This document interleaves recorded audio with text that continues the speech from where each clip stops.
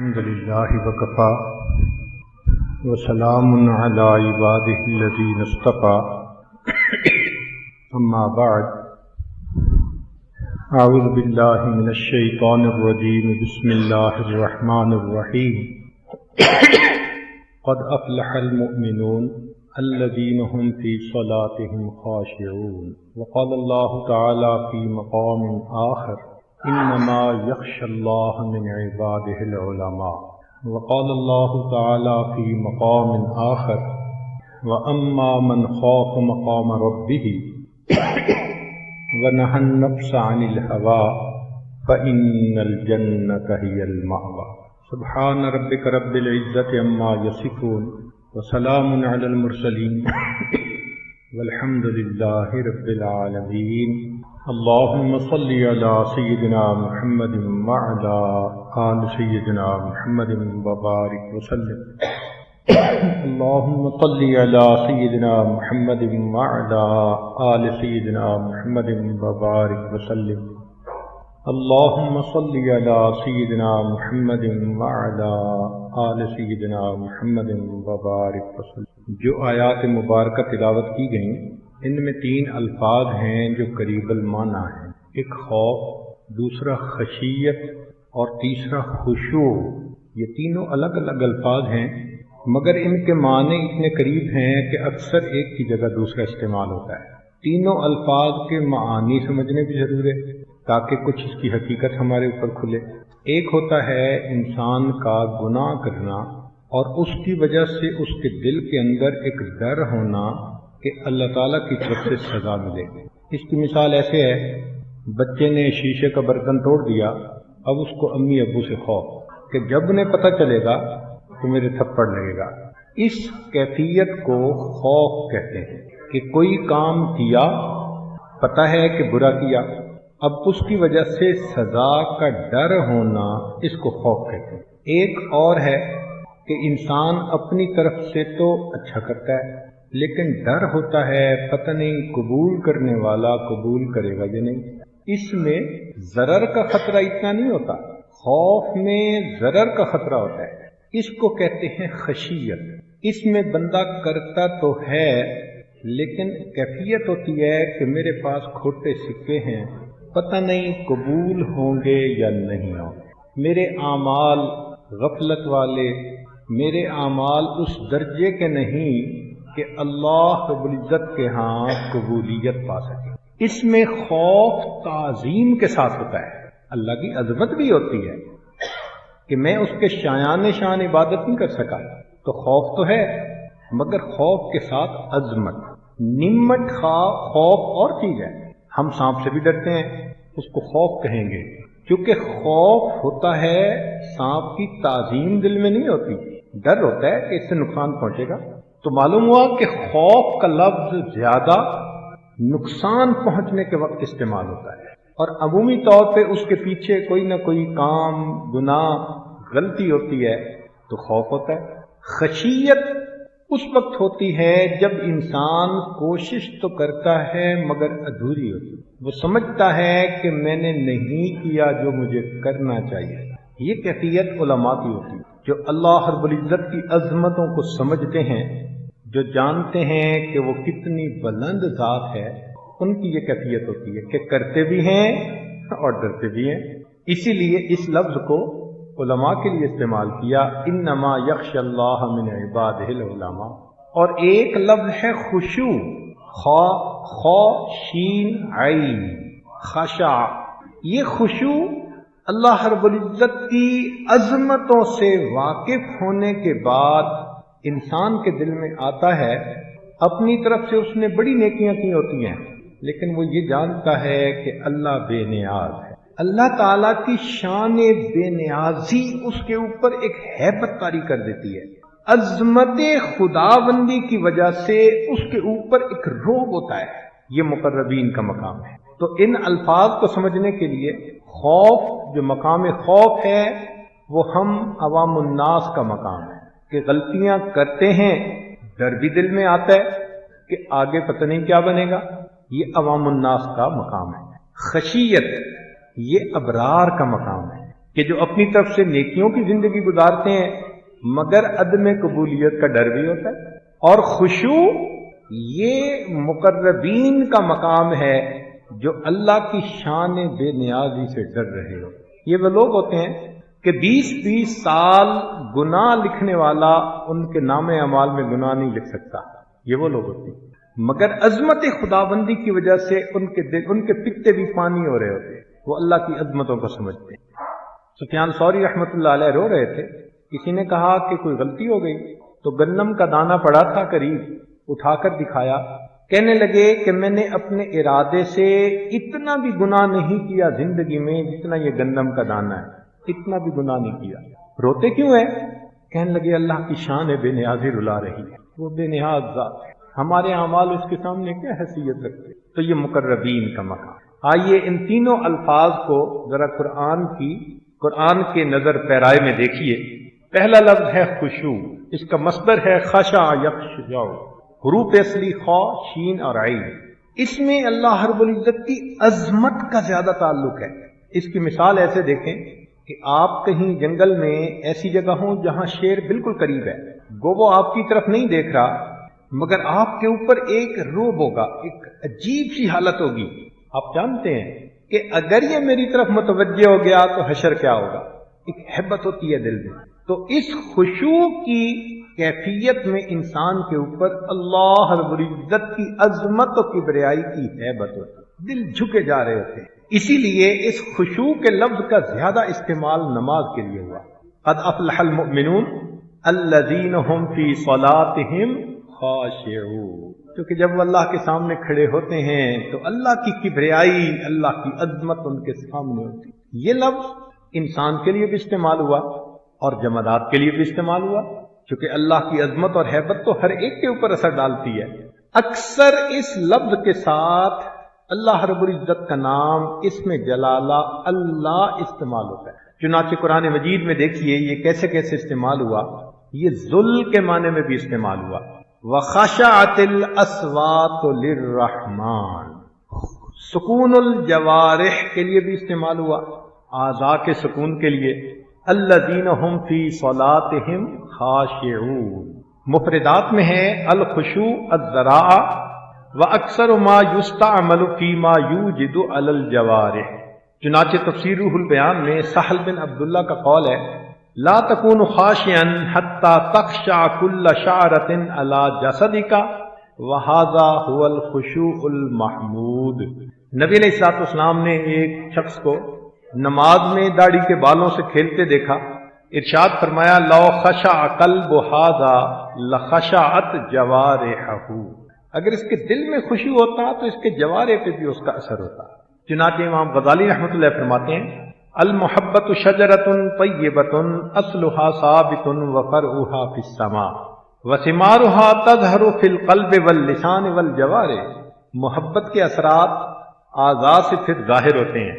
وتدل تلك الآثار الفائدة منها على القلب والجوارح على المحبة دلالة الدخان على النار ودلالة الثمار على الاشجار. جس طرح درخت کے اوپر پھل ہوتے ہیں، آگ جلتی ہے تو دھواں ہوتا ہے، اس کی دلیل ہوتی ہے. اسی طرح جس کے دل میں محبت ہوتی ہے اس کے اعضاء کی کیفیت سے اس کی محبت کا اندازہ ہوتا ہے. کیوں دل جلوں کے لب پہ ہمیشہ فغاں نہ ہو، ممکن نہیں کہ آگ لگے اور دھواں نہ ہو. روب کے لیے بھی یہ لفظ استعمال ہوا، خشوع کا لفظ.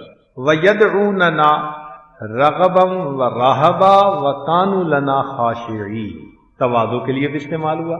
چنانچہ اللہ تعالیٰ ارشاد فرماتے ہیں وَإِنَّهَا لَكَبِيرَةٌ إِلَّا عَلَى الْخَاشِعِينَ.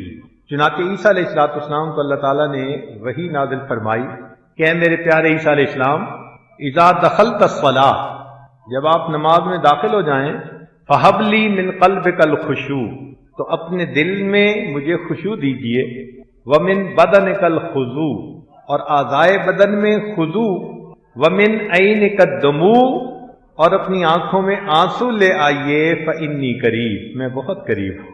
اس خشوع کی تفصیل میں اکابر امت نے بہت معرفت بھری باتیں کہی ہیں. چنانچہ سیدنا عمر رضی اللہ عنہ فرمایا کرتے تھے لیس الخشوع فی الرکاب انما انما الخشوع فی القلوب، یعنی خشوع کا مقام انسان کا دل ہوتا ہے۔ جنید بغدادی رحمۃ اللہ فرماتے تھے الخشوع تذل القلوب لعلام الغیوب، اللہ کے سامنے دلوں کا جھک جانا۔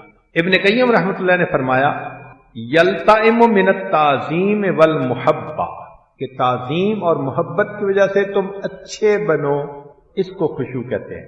ابو یزید المدنی فرماتے ہیں ان اول ما یرفع من ھذا الامت الخشوع، اس امت میں سے سب سے پہلے جو چیز نکلے گی وہ خشوع ہوگا۔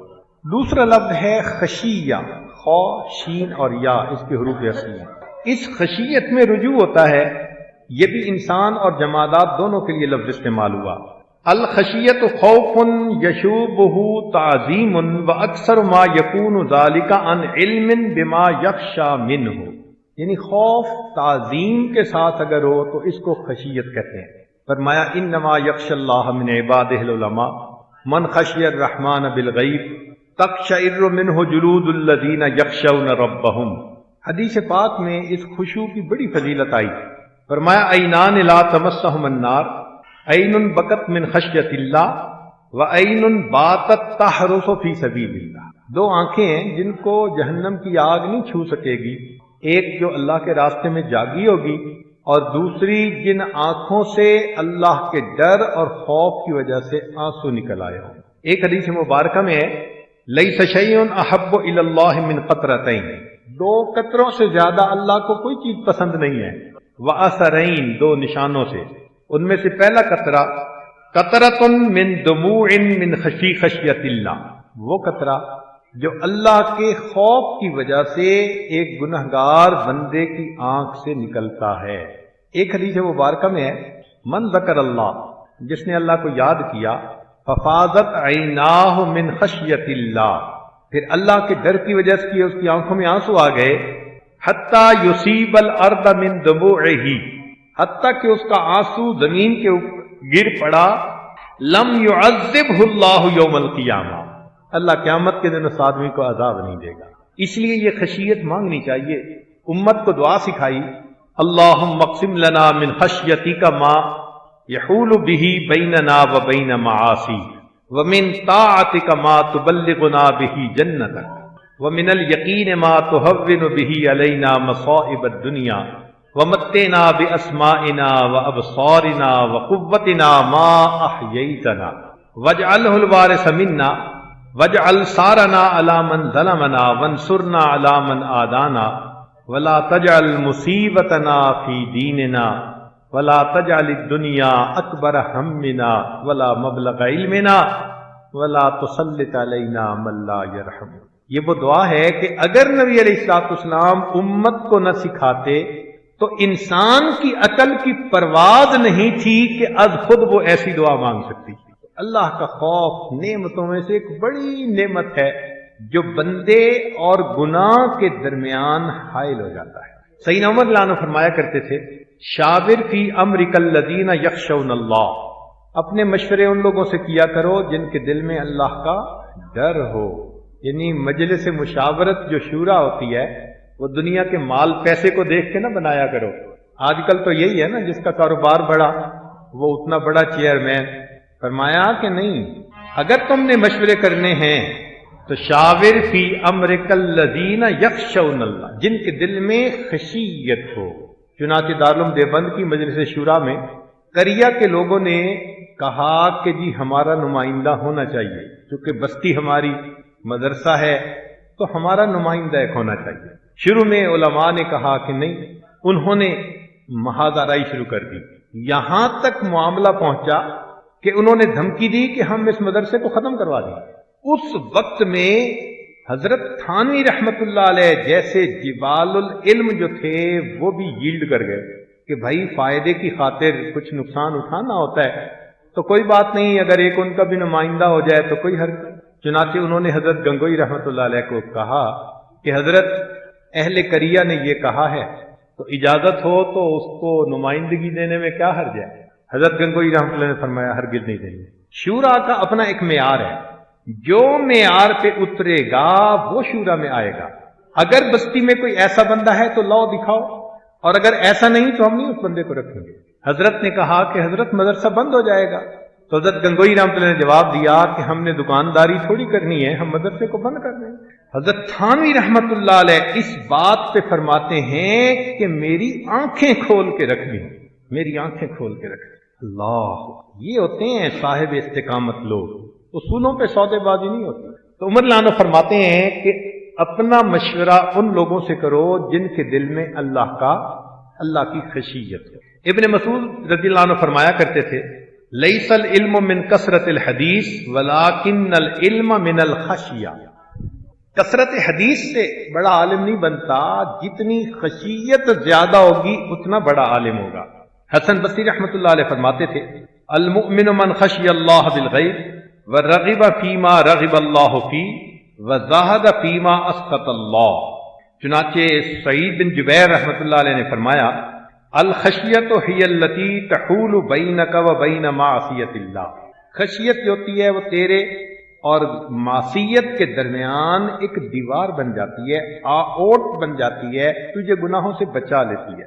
علامہ قرطبی رحمۃ اللہ علیہ ربیع بن انس کا قول نقل کرتے ہیں کہ من لم یخش اللہ تبارک و تعالی فلیس بعالم، اس کے دل میں خشوع نہیں وہ عالم ہی نہیں۔ تیسرا لفظ ہے خوف، اس کے اندر سزا ملنے کا ڈر، الخوف فیہ ضرار، ہوا انزعاج من انتقام الرب، اللہ کے انتقام کی وجہ سے دل کا بے قرار ہونا، اس کو خوف کہتے ہیں۔ خوف کا لفظ فقط انسان کے لیے استعمال ہوا، جمادات کے لیے نہیں۔ وجہ یہ کہ جمادات کے اندر نافرمانی نہیں ہے، چونکہ جمادات اللہ رب العزت کی فرما برداری کر رہی ہیں، اس لیے یہ چیز ان کے اندر نہیں ہے، ان کے اندر خشیت اور خشوع تو ہے، خوف نہیں ہے۔ یہ انسان کے اندر ہے جو جان بوجھ کے کام کو آگے پیچھے کر دیتا ہے۔ خوف کے بعد عام طور پر تو اللہ تعالیٰ کے سوا کسی اور مفعول بہی کا تذکرہ ہوتا ہے، یخافون سوء العذاب لمن خاف عذاب الآخرہ انی اخاف ان یمسک عذاب من الرحمن یخافون العذاب العلیم یخافون ان یحشروا الی ربہ۔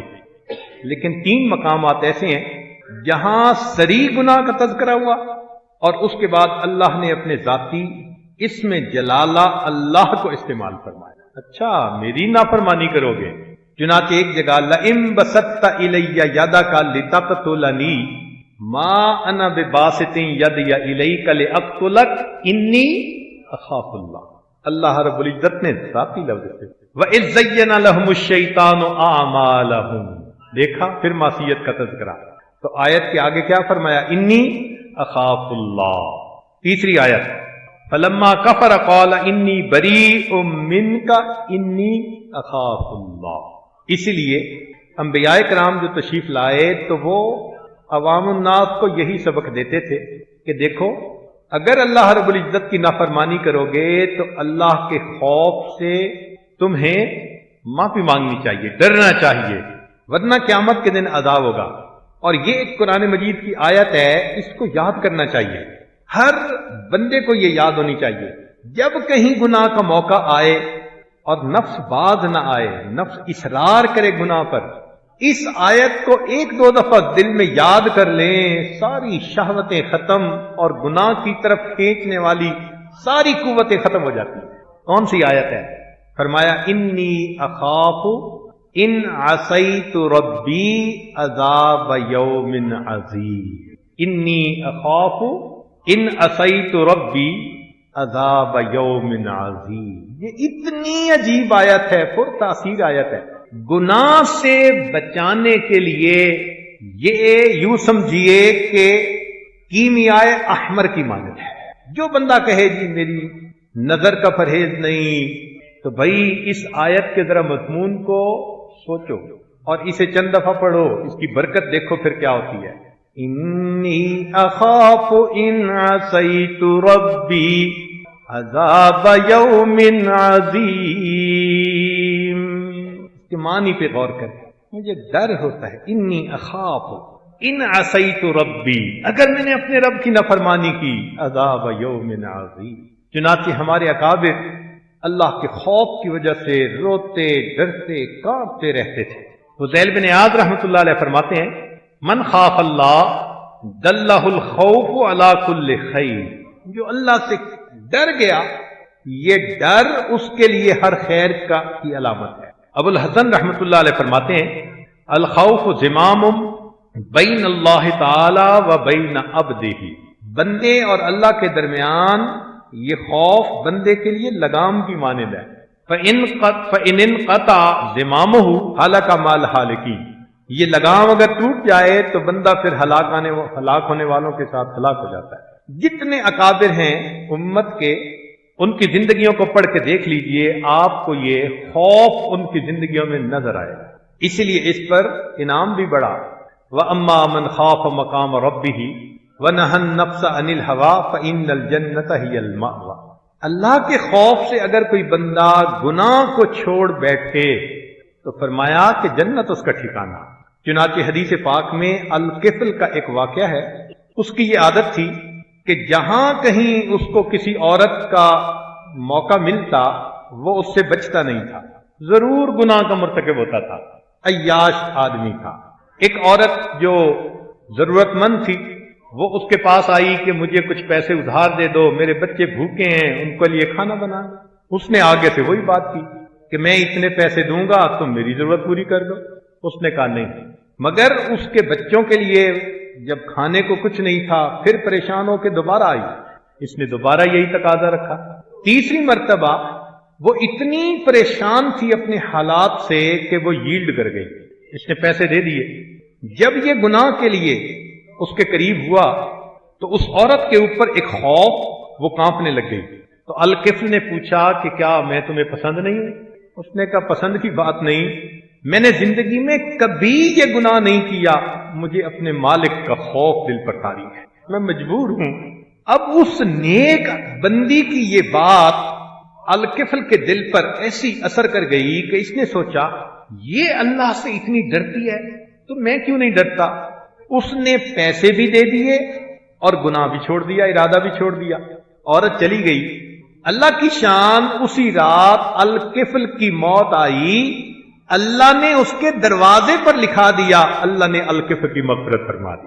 اب یہاں تک تو بات ہے آسانی سے سمجھ جانے والی۔ ایک اور بات کہ راوی کہتے ہیں میں نے یہ واقعہ نبی علیہ الصلوۃ والسلام سے ایک دفعہ، دو دفعہ، تین دفعہ نہیں، 25 مرتبہ یہ واقعہ سنا ہوگا۔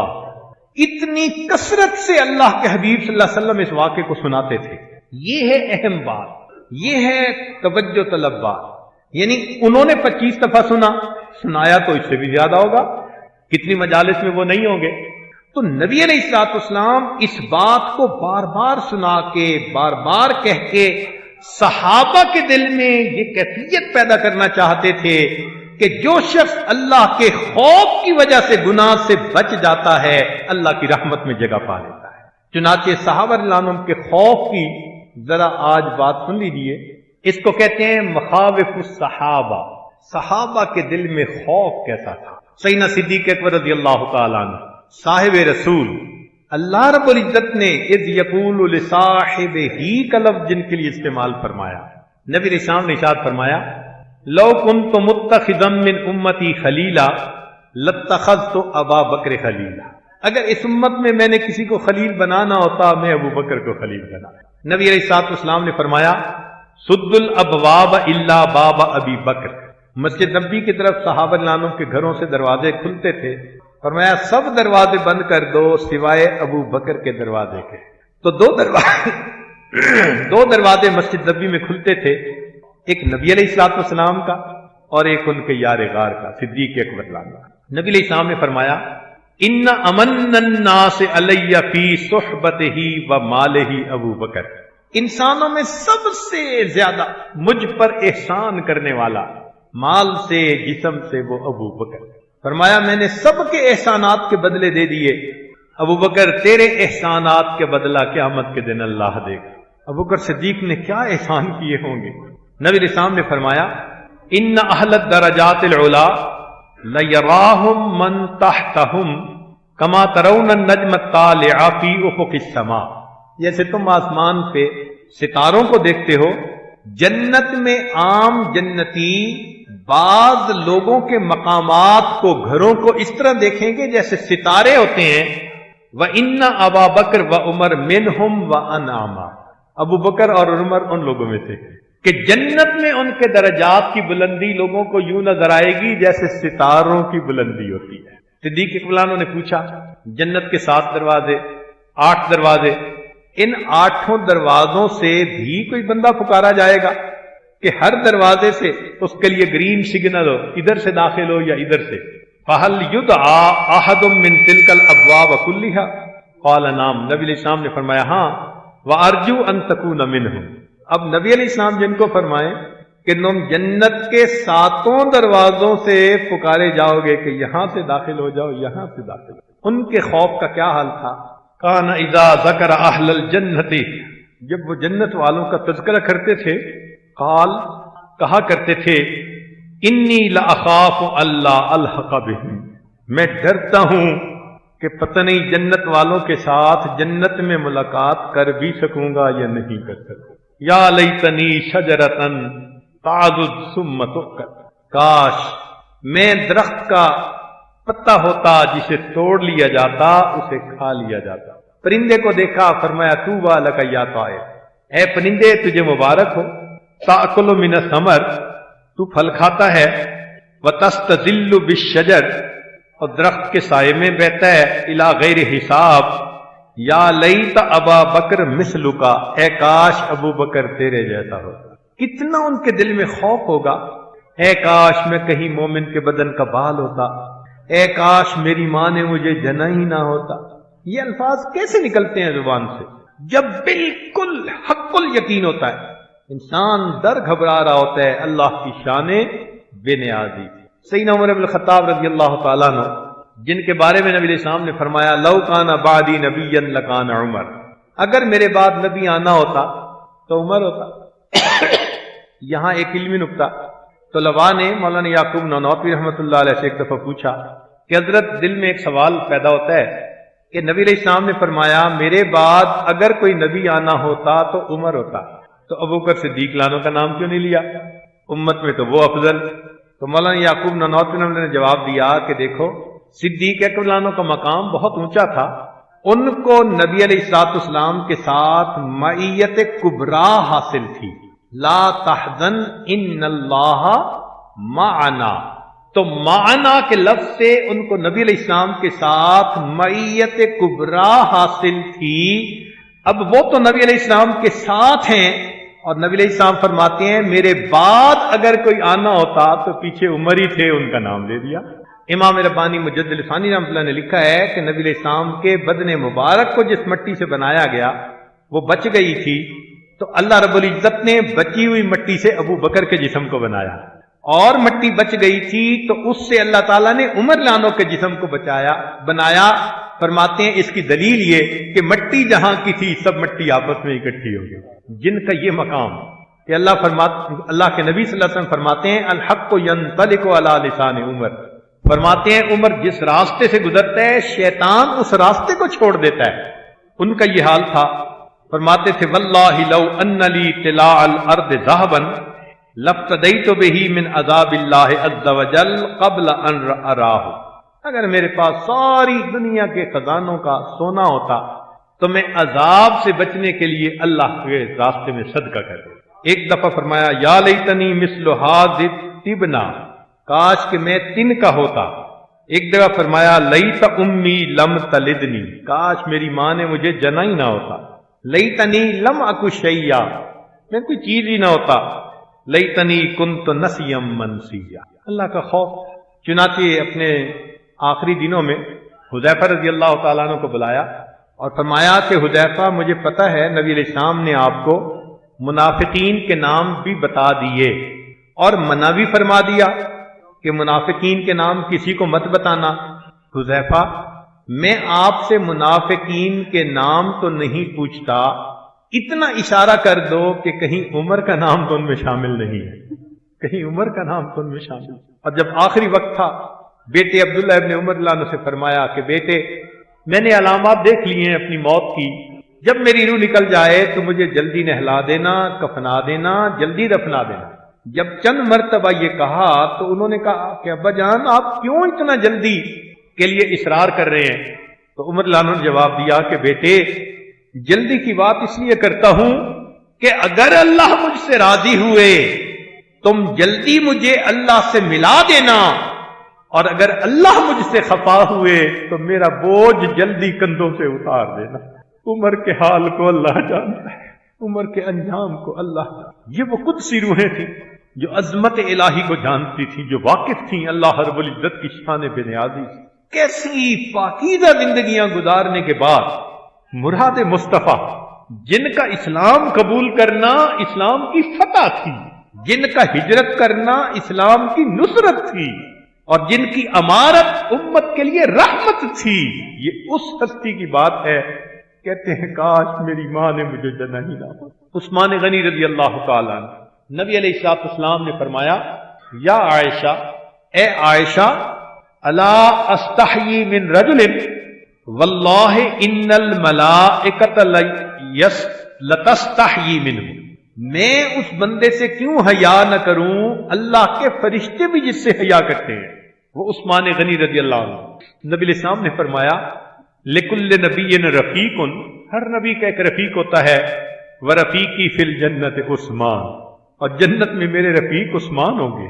چنانچہ بیعت رضوان کے موقع پر عثمان غنی اللہ عنہ تو مکہ مکرمہ گئے ہوئے تھے، تو نبی علیہ السلام نے صحابہ سے بیعت لی، پھر اس کے بعد نبی علیہ السلام نے فرمایا کہ یہ میرا ہاتھ ہے اور یہ عثمان کا ہاتھ ہے۔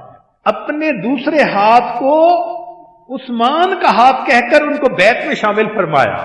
ذرا غور کیجئے، یہ وہ سعادت ہے جو ان کے سوا کسی کو حاصل نہیں ہے کہ اللہ کے حبیب صلی اللہ علیہ وسلم اپنے ہاتھ کو فرمائیں یہ عثمان کا ہاتھ ہے۔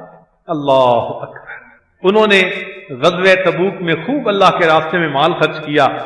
نبی علیہ السلام نے فرمایا ما علی عثمان ما عمل بعد ھذا، عثمان آج کے بعد جو کرے گا اس کو نقصان نہیں ہوگا۔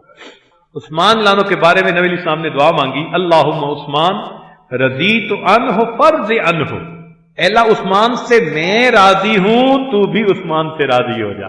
وہ عثمان غنی رضی اللہ تعالیٰ عنہ فرماتے ہیں لو وقفت بین الجنت والنار، اگر میں جنت اور دوزخ کے درمیان کھڑا ہوا، فخیرت بین ان اسیر رمادا او اخیر الی ای الدارین اسیر، اور مجھے اختیار دیا جائے کہ یا تو مٹی بن جاؤں یا ان دونوں میں سے جس کو چاہوں وہاں چلا جاؤں، لأخترت ان اکون رمادا، میں پسند کر لوں گا کہ مجھے مٹی بنا دیا۔ یہ عثمان غنی اللہ عنہ فرماتے۔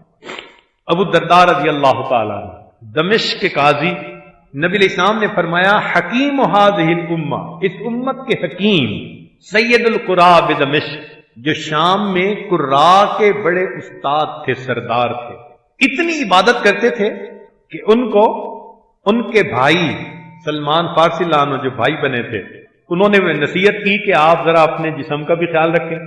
نبی علیہ السلام کو پتہ چلا تو آپ صلی اللہ علیہ وسلم نے فرمایا یا ابا الدرداء ان لجاسدک علیک حقا مثل ما قال لک سلمان، اتنی عبادت کے اللہ کے حبیب بھی فرما رہے ہیں صلی اللہ علیہ وسلم، فرماتے ہیں لأن استيقن ان اللہ قد تقبل لی صلاۃ واحدۃ احب الی من الدنیا وما فیہا، مجھے یقین ہو جائے نا اللہ نے میری ایک نماز کو قبول کر لیا، یہ مجھے دنیا اور جو کچھ دنیا میں ہے سب سے زیادہ دے۔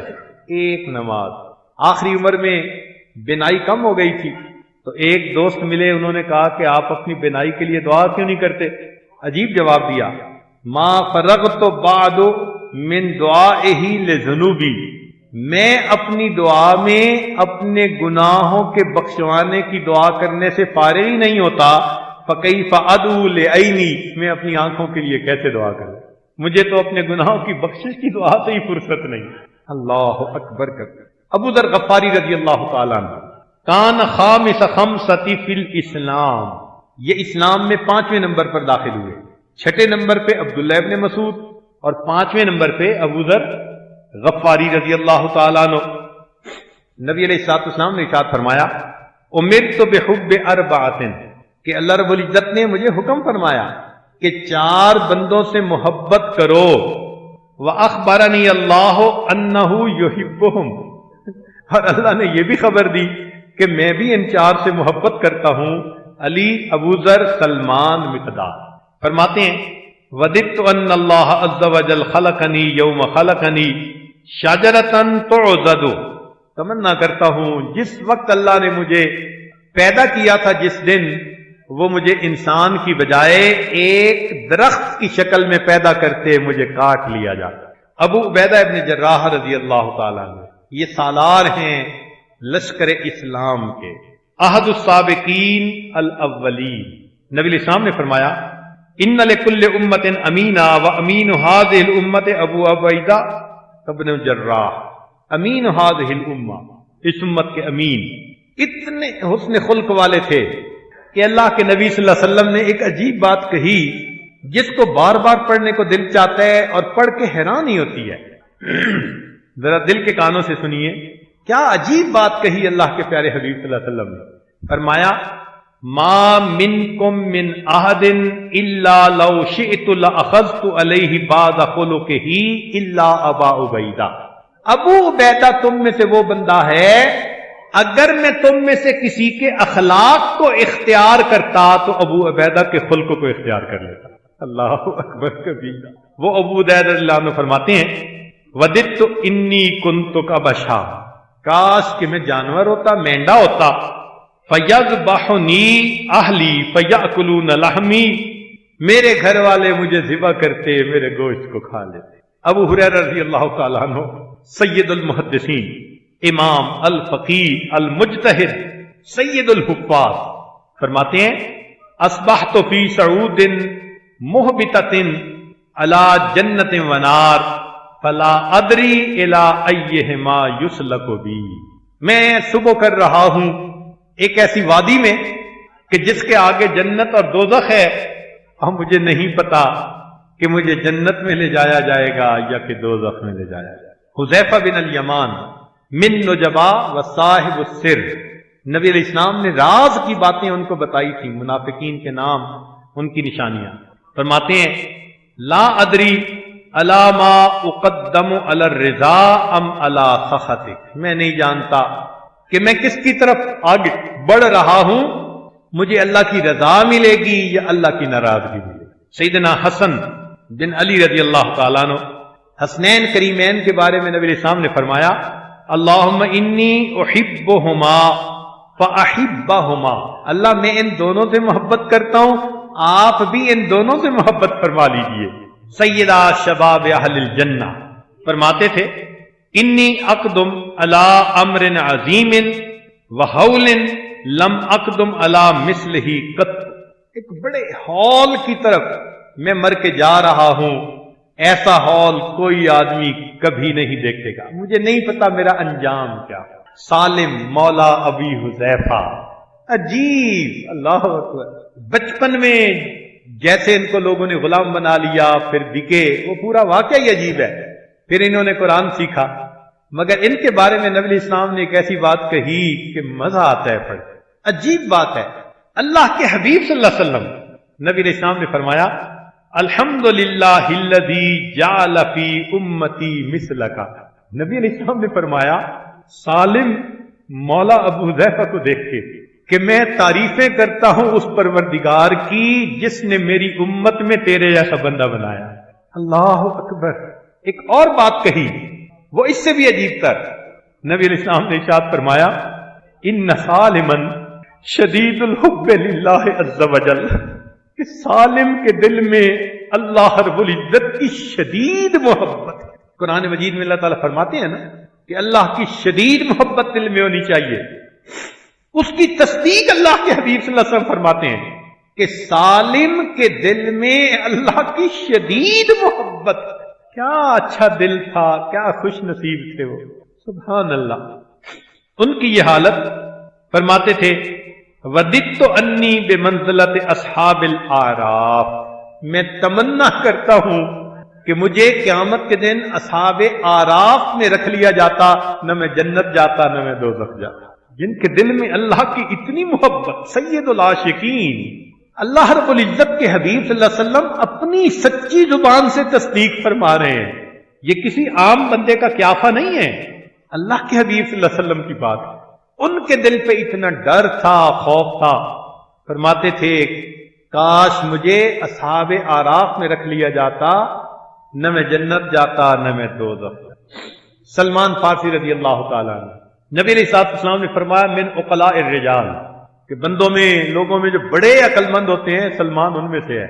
نبی علیہ السلام نے فرمایا انا سابق ولد آدم، میں اولاد آدم میں سب سے زیادہ سابق ہوں، پہلے نمبر پر ہوں، وسلمان سابق الفرس، اور سلمان اہل فارس میں سے پہلے نمبر پر۔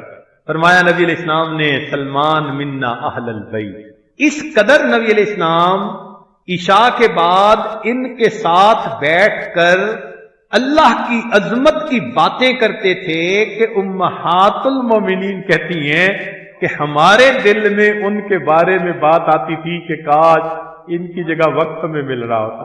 اتنا وقت اللہ کے حبیب صلی اللہ علیہ وسلم ان کو دیتے تھے۔ فرماتے تھے سلاسن احزننی حتی ابکیننی، تین چیزیں ہیں جنہوں نے مجھے غمزدہ کیا اور میں رویا، فراق محمد و حزب، نبی علیہ السلام کا فراق، یہ وہ چیز ہے جس نے مجھے رلا دیا، وحول المطلع، اور قیامت کے دن کا ہول، والوقوف بین یدی ربی عز وجل، اور اللہ کے سامنے قیامت کے دن کھڑے ہونا، ولا ادری الی جنت او الی النار۔ ام المومنین سیدہ عائشہ صدیقہ رضی اللہ تعالی عنہا، افقہ نساء الامہ، نبی علیہ السلام نے فرمایا یا عائش ھذا جبرائیل یقرئک السلام، یہ جبرائیل ہیں تمہیں سلام کہہ رہے ہیں۔ عائش، یہ منادہ ترخیم، نام کو چھوٹا لے لیتے ہیں، جن کو ملائکہ بھی سلام کرتے ہیں، جن کی پاک دامنی کی اللہ رب العزت نے قرآن میں گواہی دی، جن کے بارے میں فرمایا فضل عائشہ علی النساء کفضل السرید علی سائر الطعام۔ نبی علیہ السلام نے فرمایا واللہ ما نزل علی الوحی وانا فی لحاف امرأۃ من کن غیرہا، فرماتی تھی فواللہ، اللہ کی قسم، لوددت انی کنت نسیا منسیا، میں کاش کوئی بھولی بسری چیز ہوتی، یا لیتنی کنت ورقۃ من ہذہ الشجرہ، اے کاش میں اس درخت کا کوئی پتا ہوتی۔ یہ محبوب خدا صلی اللہ علیہ وسلم ہے، اللہ اکبر کبیرہ۔ عبداللہ ابن رواحہ رضی اللہ تعالیٰ عنہ، نبی علیہ السلام نے فرمایا رحم اللہ ابن رواحہ، فرماتے تھے انی قد علمت انی وارد النار وما ادری اناج منہا ام لا، میں ایک آگ کے اوپر پیش کیا جاؤں گا، مجھے نہیں پتا میں اس آگ سے بچ سکوں گا یا آگ میں گرا دیا جاؤں گا۔ عبداللہ ابن عمر لانو، نبی علیہ السلام نے فرمایا نعم الرجل عبداللہ، عبداللہ کتنا اچھا بندہ ہے، فرمایا ان عبداللہ رجل صالح، نبی علیہ السلام تصدیق فرماتے ہیں، فرماتے تھے لو علمت ان اللہ تقبل منی سجدۃ واحدہ، اللہ، اگر مجھے پتا ہوتا کہ اللہ نے میرا ایک سجدہ قبول کر لیا، او صدق درہم لم یکن غائب احب الی من الموت، تو میں مرنا پسند کر لیتا، ایک سجدہ قبول ہوتا، ایک درہم قبول ہو جاتا۔ عبداللہ ابن عمر بن عاص، عجیب گھرانہ، پورا گھر ہی عجیب، سبحان اللہ۔ اللہ کے حبیب صلی اللہ علیہ وسلم نے فرمایا نعم اہل البیت عبداللہ و ابو عبداللہ و ام عبداللہ، کتنا اچھا یہ گھرانہ ہے، عبداللہ کی ماں، عبداللہ کا باپ۔ اللہ کے حبیب صلی اللہ علیہ وسلم یہ ریمارکس دے رہے ہیں واللہ لوددت انی ہذہ الساریہ۔ عبداللہ ابن مسعود رضی اللہ تعالیٰ عنہ، فقیہ الامہ، شاہد بدرن، بدری صحابی، وہاجر ہجرتین، 2 ہجرتیں کی، جن کے بارے میں نبی علیہ السلام نے فرمایا والذی نفسی بیدہ لہما اثقل فی المیزان من احد، ان کی جو پنڈلیاں ہیں احد یعنی وہ میزان کے اندر احد پہاڑ سے بھی زیادہ بھاری ہیں۔ فرماتے تھے لیکن ہا ہنا رجل ود، یعنی ایک بندہ ہے جو تمنا کرتا ہے، اپنا نام نہیں لیا، ایک بندہ ہے وہ تمنا کرتا ہے انہ اذا مات لا یبعث، کاش کہ وہ مر جاتا تو اسے اٹھایا ہی نہ جاتا۔ یہی کیفیت اور حضرات کی، معاذ بن جبل رضی اللہ تعالیٰ عنہ شاہد العقبہ شابن امردا، بیعت عقبہ انہوں نے کی اس وقت امرد تھے، یعنی داڑھی نہیں آئی تھی، سابقون اولون میں سے۔ نبی الاسلام نے ان کے بارے میں فرمایا یجیء معاذ یوم القیامت امام العلماء بین یدی العلماء، قیامت کے دن علماء کے سامنے معاذ کو اللہ تعالیٰ امام العلماء بنا کر کھڑا کرے. حلال اور حرام کا بہت علم رکھنے والے، جن کو نبی علیہ السلام نے خود اپنے مبارک ہاتھوں سے اسلام کا سفیر نمائندہ بنا کر بھیجا یمن کی طرف. نبی علیہ السلام نے فرمایا یبعث لہ رتوۃ فوق العلماء، قیامت کے دن علماء پر بڑی بلندی نصیب ہوگی ان کو. اعلمہم بالحلال والحرام. نبی علیہ السلام نے جب ان کو رخصت کرنا تھا تو ان کو سواری پہ بٹھا دیا، اور نبی علیہ السلام سواری کی لگام پکڑ کر ساتھ چلتے رہے حتیٰ کہ مدینہ کے کنارے تک پہنچے. اللہ کے حبیب صلی اللہ علیہ وسلم، پھر اللہ کے حبیب صلی اللہ علیہ وسلم نے ایک بات کی جس نے معاذ لانوں کو تڑپا کے رکھ دیا.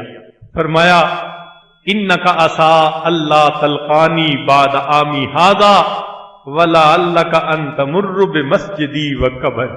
معاذ، تم اللہ کے راستے میں جا رہے ہو، لوٹ کے آؤ گے تو ہم دنیا میں نہیں ہوں گے، تم میری قبر کو دیکھو گے، میری مسجد کو دیکھو گے. اللہ اکبر. وہ معاذ رضی اللہ تعالیٰ عنہ فرماتے تھے ان المؤمن لا یسکن روعہ حتی یترک جسر جہنم وراءہ، کہ بندے کے دل سے خوف دور نہیں ہو سکتا جب تک کہ وہ پل صراط سے پار نہ اتر جائے. اب یہ تو صحابہ کرام رضی اللہ عنہم کی کیفیات تھی. مخاوف التابعین ایک لمبی فہرست ہے، اس موقع پہ ان کے بارے میں کیا بتائیں.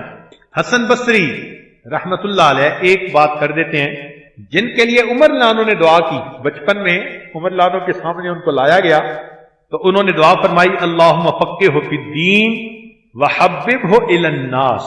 یہ عمر لانو کی دعا تھی. اور آج دیکھیے ہم میں سے ہر بندہ حسن بصری رحمت اللہ علیہ سے محبت کرتا ہے. فرماتے تھے وددت انی اعلم ان اللہ قبل لی سجدۃ واحدہ، تمنا کرتا ہوں مجھے پتہ چل جاتا کہ اللہ نے میرے ایک سجدے کو قبول فرما لیا. علی بن حسین امام زین العابدین فرماتے ہیں اذا کان یوم القیامت، قیامت کا جب دن ہوگا، لم یبق ملک مقرب ولا نبی مرسل الا کان للہ فیہ مشیہ. نبی مرسل، ملائکہ مقرب، ہر ایک کے لیے اللہ کی اپنی مرضی ہوگی. ان شاء عذبہ و ان شاء غفر. اللہ اکبر کبیرہ. یہ وہ حقائق تھے جو ان اہل اللہ کے دل کو ہر وقت غمزدہ رکھتے تھے، کرتے بھی تھے، ڈرتے بھی تھے. روبیہ ان ابراہیم علیہ السلام کثیر البکا، ابراہیم علیہ السلام بہت روتے تھے، کثیر البکا تھے. فاتاہ جبرائیل وقال لہ، جبریل علیہ السلام آئے اور انہوں نے کہا الجبار یقرئک السلام، کہ اللہ رب العزت آپ کو سلام بھجواتے ہیں. ویقول، اور یہ فرماتے ہیں هل رأیت خلیلا یخاف خلیلا، کیا آپ نے کسی خلیل کو دیکھا جو اپنے خلیل سے خوف کھا رہا ہو، ڈرتا ہو. فقال یا جبرائیل، فرمان لگے ہے جبرائیل اذا ذکرت خطیئتی نسیت خلتی، جب میں اپنی خطا کو یاد کرتا ہوں خلت کو بھول جاتا ہوں. اور وہ خطا کیا تھی کہ قوم کو کہا تھا بل فعلہ کبیرہم، اور انی سقیم، اور بادشاہ کو کہا تھا اپنی اہلیہ کی عزت و ناموس کی حفاظت کے لیے کہ ہذہ اختی، جو دینی بہن تو ہوتی ہیں، کلمے کا تعلق تو ہوتا ہی ہے. ان باتوں پر اتنا ڈرتے تھے، فرماتے تھے جب میں اپنی غلطی کو یاد کرتا ہوں میں اپنی خلت کو بھول جاتا ہوں. ابن جوزی رحمۃ اللہ علیہ نے ایک بات کی ہے، اس کو نقل کرنے کے لیے بھی بڑا دل گردہ چاہیے، مگر چونکہ وہ کافی محتاط آدمی ہیں، محقق ہیں، کچی بات نہیں نقل کرتے، تو اس لیے ان کی کتاب سے یہ عاجز یہ بات نقل کر رہا ہے. ذرا توجہ سے سنیے. روی عن رسول اللہ صلی اللہ علیہ وسلم انہ قال، نبی علیہ السلام نے ارشاد فرمایا خوفنی جبریل علیہ السلام من الاحوال یوم القیامہ حتی ابکانی، کہ جبریل علیہ السلام نے مجھے قیامت کے دن کے اتنا خوف سنایا، اتنا ڈرایا مجھے، حتیٰ کہ میں رونے لگ گیا.